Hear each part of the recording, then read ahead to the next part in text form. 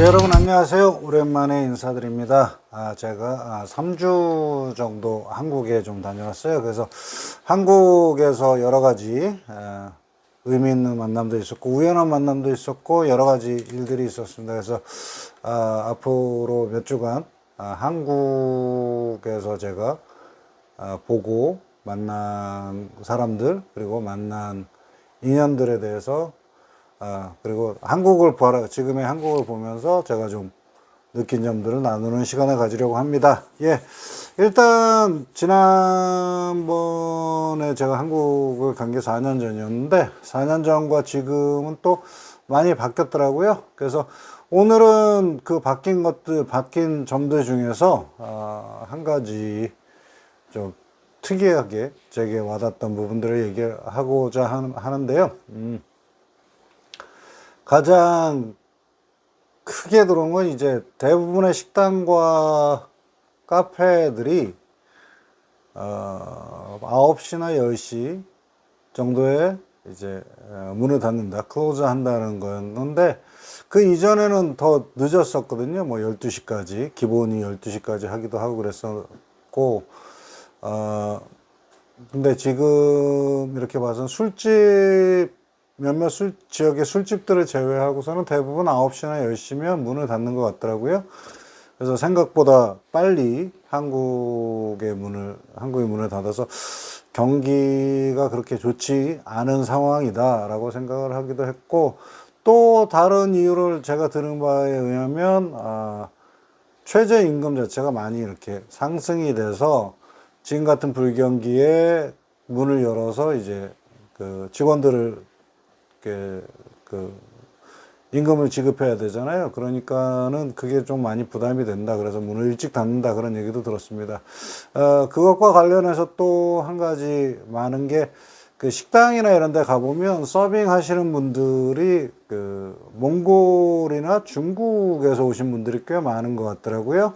그래서 이제는 한국도 어떤 미국 같은 시스템 같아요.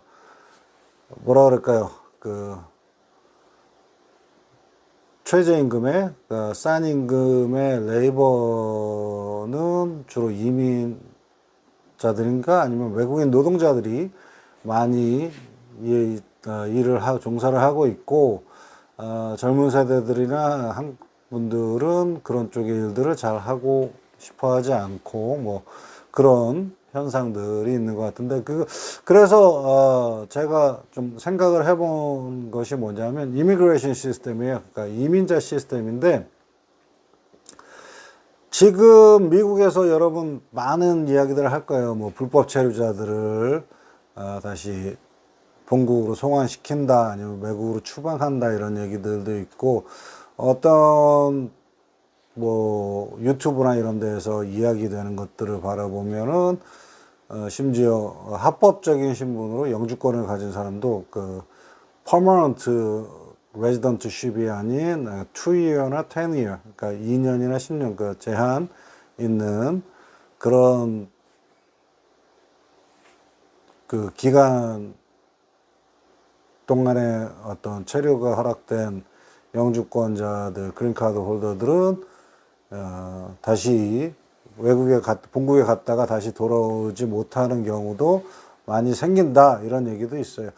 그 근본적인 어떤 산업의 구조나 사회 구조가 바뀌어 가는 것 같기는 합니다. 그래서 한국도 이제는 선진국이 되어서 외국에서 쉽게 말하면 돈 벌러 오는 사람들이 많아졌다라는 얘기죠. 예전에 한국에서 외국으로 일본이나 뭐 미국 아니면 독일로 돈을 벌러 나가시는 분들이 꽤 많았거든요. 뭐 사우디 같은 데 뭐 건설붐이 있을 때 사우디나 이란, 이라크 같은 데 가서 이제 건설업에 종사하시고 돌아오시는 그런 부모님 세대들도 있었는데, 그런 것처럼 이제는 한국에서 일을 하는 것이 자기들 본국에서 일을 하는 것보다 벌이가 더 낫다라고 할 수 있어요. 그래서 그런 분들이 이렇게 늘어나고 있는데, 여전히 뭐라 그럴까요? 한국에서 영주권이나 아니면 합법적인 체류 신분을 얻기는 그렇게 쉬운 편은 아닌 것처럼 보입니다. 그래서 뭐 불법 체류자들에 대한 문제도 이제 한국도 예외일 수는 없는데, 애초에 그 시작 자체를 이제 이런 그런 시대를 한국도 맞이를 하니까 이민자에 관련된 어떤 총괄적이고 그리고 좀 체계적인 관리 시스템이나 아니면 이민법의 제정이 필요하지 않나라고 느껴집니다. 막연히 지금 미국에서는 사실상 그 들어오는 거에 대한 제재가 없었다가 뭐 강해졌다, 뭐 약해졌다 이런 형태가 있는데, 그러다 보니까 이제 불법 체류자들, 사실상 여러분 미국에서 불법 체류자들을 그 추방하고 불법 체류자에 대한 어떤 굉장히 안 좋은 이미지가 있는 것은 분명합니다. 왜냐하면 자기네 본국에서 범죄를 저지르거나 한 사람들은 사실상 그 정상적인 루트로 비자를 받아서 입국을 할 수가 없어요. 그렇기 때문에 밀입국을 하게 되고 불법 체류를 하게 되는 겁니다. 그래서 한국 역시도 그런 입국자에 대한 어떤 심사나 아니면 국경, 말하자면 그것도 그 하나의 국경이거든요. 그러니까 꼭 나라와 나라, 뭐 군대가 이렇게 지키는 것이 아니라 공항이나 이런 상황에서도, 공항이나 항만 이런 곳에서도 어떤 밀입국이나 불법 체류에 대한 어떤 단속은 필요하다고 느껴집니다. 그렇지만 이제 그와 더불어서 그 저임금 산업에 대한 노동력은 한국이 또 필요해지는 상황이기 때문에 그 사람들을 수급할 수 있는 그런 제도도 이렇게 만들어져야 되진 않나. 그리고 그 단순하게 와서 수급해서 하는 것뿐만이 아니라 그 사람들에 대한 세금 문제도 분명히 있어야 되죠. 그래서 여기서 한국에서 돈을 버는 사람은 한국에서 세금을 내야 되는 게 원칙인 거고, 그런 형태의 어떤 체계적인 관리가 사실은 좀 미약해 보이기도 합니다. 그리고 이런 그 이민 정책이나 이런 것일 때 항상 문제가 되는 것 중에 하나가, 그 정권의 바뀜에 따라서 특별한 수혜를 받는 특정한 나라들이 있어요. 사실상으로는 원칙상으로는 그런 특정한 수혜를 받는 나라가 있어서는 안 됩니다. 외국에서 이민이든가 아니면 외국에서 뭐 노동을 위해서 한국에 들어오는 분들에 대해서는 출신 국가나 아니면 그 정권의 어떤 주된 포커스에 따라서 이렇게 변동이 있어서는 안 되고, 모든 나라의 모든 사람들이 만약에 한국에서 일을 하고자 할 때는 그에 관련된 이민법이나 외국인 노동자 또는 불법 체류자에 대한 어떤 심사 자격 아니면 체류 조건 같은 것들은 사실상 공정하고 평등해야 한다는 거예요. 그래서 그런 것들에 대해서 이제 한국 국적법이라든가 아니면 여러 가지 전체적인 어떤 안목에서 통괄적인 어떤 그런 새로운 제정이나 그런 변화가 있어줘야 되지 않을까. 이제는 그런 분들이 많고 또 그분들의 어떤 노동력을 통해서 사회가 돌아가는 어떤 일정의 부분이 있기 때문에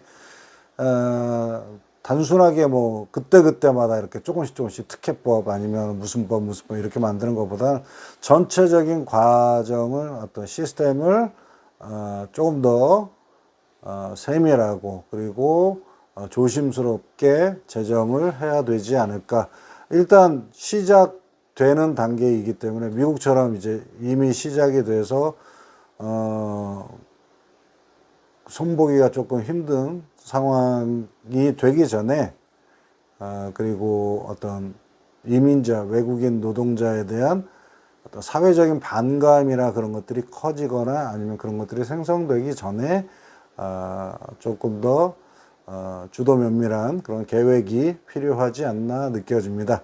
예, 오늘은 제가 한국 방문 일정 중에 있었던 일 중에서 저한테 특별히 좀 인상적이었던, 특히 미국의 이미그레이션, 이민자, 불법 체류자에 관련된 이런 여러 가지 이야기들이 있는 상황이기 때문에 그게 저한테 굉장히 좀 뭐라 그럴까 첫 번째 인상으로 다가왔습니다. 그래서 그 이야기를 조금 함께 나눠봤습니다. 예, 그래서 다음 시간에는 또 제가 한국에서 만난 특별한 인연들에 대해서 아니면 뭐 한국에서 가볼 만한 장소에 대해서는 아마 영어로 소개를 하는 편이 낫지 않을까 싶어요. 근데 뭐 여러 가지를 함께 생각하고 나누면서 그 즐거운 추억들 나누는 시간이 되기를 바랍니다. 예, 이상으로 방송 마칩니다. 감사합니다.